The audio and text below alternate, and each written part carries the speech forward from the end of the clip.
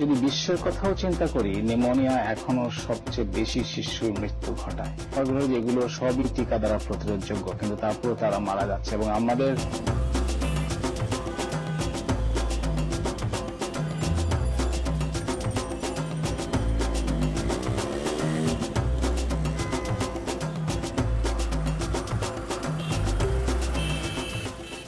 Advocating the value of HIV vaccine in developing countries was vital to catalysing policy change.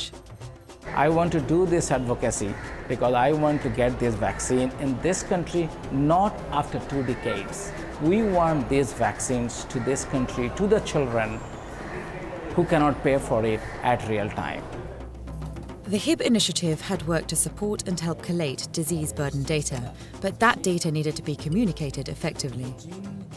You're doing research for a purpose, and if you can't take those messages out there and communicate them to those who can use them, there's no point in that research. It's not enough to publishing a paper in the peer-reviewed journals because those papers are remaining only in the scientific journals. So I thought it's better to go for advocacy, and they will be translating that scientific information to public policy. The HIB initiative identified in-country advocates that could deliver messages that were always evidence-based and tailored to specific audiences. Sometimes it takes somebody locally that's experienced these diseases, has seen the devastation with families, to be able to explain what the value is of bringing these vaccines sooner rather than later. Training workshops to develop advocacy skills helped local advocates to think strategically and equip them with materials and know-how to engage a variety of stakeholders, from journalists to policymakers. It was very important for us to do training for advocacy because this doesn't come very easily, and to help these advocates from the country actually reach their full potential and be as effective as possible. Many times the materials that we provided them were made much, much better by the local advocates. They came up with some wonderful ideas that really helped explain things in a flavor that was local and really made a difference. Workshops also provided an opportunity for advocates to share experiences and brainstorm ideas. One of the most successful exercises was a 30-second hallway talk. Advocates had to think about what was that 30-second message that is going to drive a policymaker to a decision regarding HIV vaccine. Advocates were also able to apply for small grants for an advocacy program within their country, which encouraged activities ranging from stakeholder meetings to creative grassroots-level programs. So what I did was to use that grant to get some souvenirs, which were distributed to the people who attended the seminar. So with multiple efforts, I think a lot more people got to know about the importance of HIV. The HIB initiative and its partners learnt important lessons about the uses and limitations of media.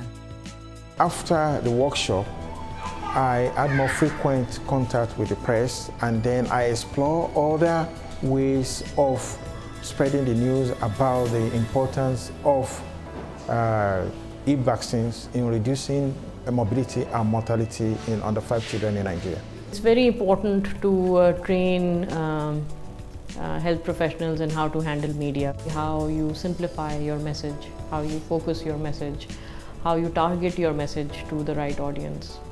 Media has a time and a place. It can be very effective at presenting the human face of disease and putting a bit of urgency behind decisions. But also keep in mind that it can backfire, and it has for us. So we've had to think about the other channels of communication, like going direct to pediatricians or other technical audiences to make sure that we get our messages across.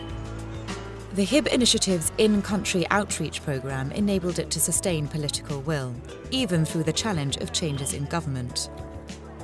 The one thing that helps there, which is much more stable, is your relationship with the professional community.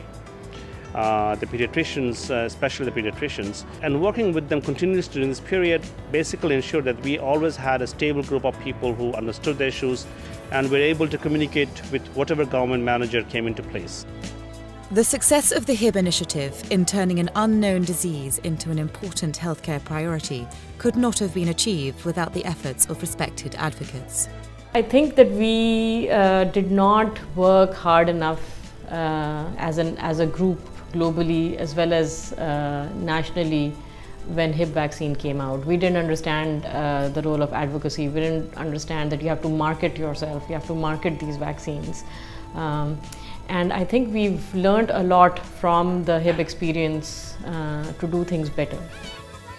The HIB initiative has shown that evidence-informed advocacy is an important skill set to be further developed and expanded to ensure that countries appreciate the urgency and importance of solutions that can start saving lives today. Trained advocates are an invaluable asset to help achieve that goal.